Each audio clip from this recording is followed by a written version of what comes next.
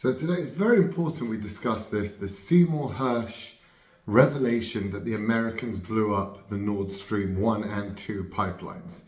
Now, Seymour Hersh is an investigative journalist who won the Pulitzer Prize. He was the one, when he broke, his first thing was the Americans were killing, murdering innocent civilians in Vietnam. That was his big thing. He won the Pulitzer Prize in 1970 for showing that the Americans are killing innocent civilians. Did the American government deny it? Of course. Did they say he's a liar? Of course. Was it true? Yes. Then he broke Watergate. No way, America's spying on its own opposition parties, and no way would that happen. Was it true? Of course it was. Then his next one, America bombed Cambodia and killed again more innocent civilians. Was it true? Yes. America committed atrocities with Iraqi prisoners when they illegally invaded a country for no reason based on false information. Again, is it true? Yes. And this is obviously blooming true. Again, you can check my videos. I said it on day one. It came out, it was the Americans.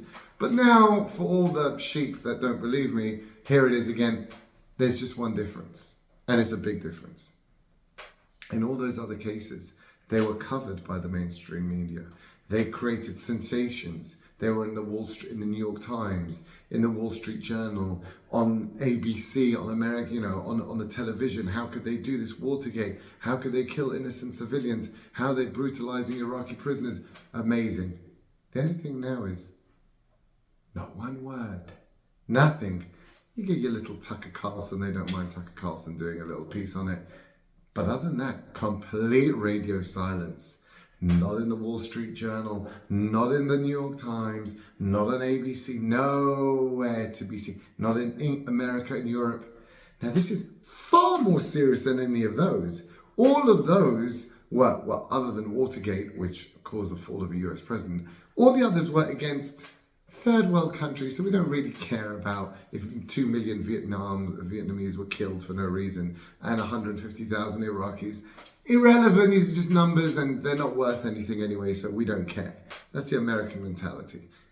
Okay, guys, this is a US ally. They blew up their pipeline, their main source of energy between Russia and Germany. They got involved with a US ally, and 1 second, not one word from the EU, not one word from Germany, no condemnation, no, what the heck are you doing?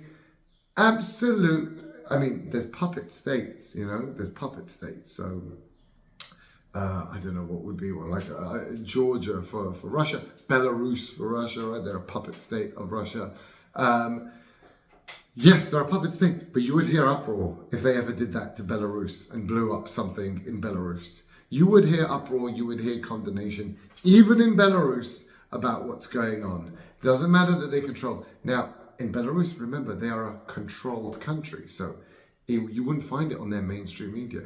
But we're supposedly a democracy. We're supposedly free speech. We have the truth. Not a single word on what's going on, and that's what Seymour Hersh is shocked about.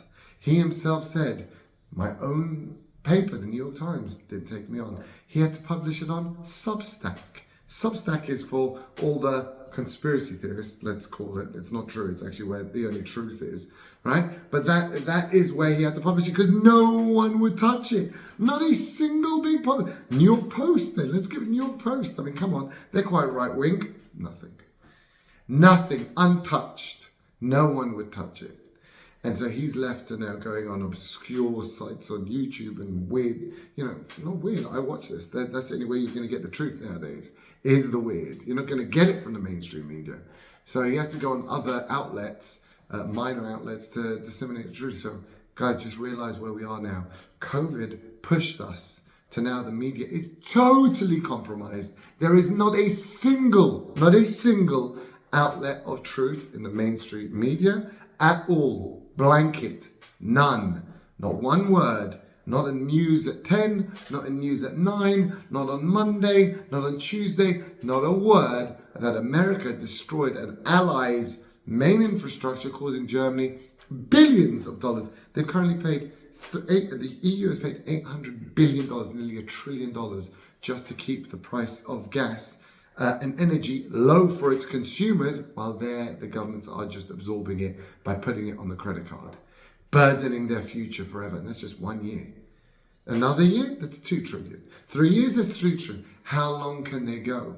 How long can they go? While America sits pretty, it's got its own oil and gas, doesn't care, can impose all the sanctions it wants on Russia. The only place not sanctioned by Russia, the only thing coming out of Russia allowed into America is fertilizers. Why? Because America can't make its own. So it said, no ban on fertilizer. We can bring it in, but we've got our own oil and gas, so we don't. And again, Europe says, okay, America, yeah, okay, whatever you want, yeah, okay, so fertilizers is fine, oil and gas, we'll screw ourselves over, and we will have to pay the brunt of $1 trillion in subsidies, as well as higher prices, much higher prices for consumers. But if they had to pay the real price, there wouldn't be a factory left in Europe. Not one factory would be left in Europe. The whole of Europe would be shut down. That is how bad it is. And no one is talking about it and no one is saying anything. This is really serious.